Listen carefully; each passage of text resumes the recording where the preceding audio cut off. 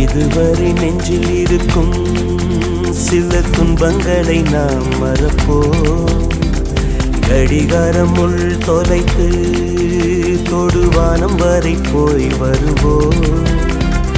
அடைமழை வாசல் வந்தால் கையில் குடையின்றி வானனைவோம். அடையாளம் தான் துறப்போம், எல்லா தேசத்திலும் போய் வசிப்போம்.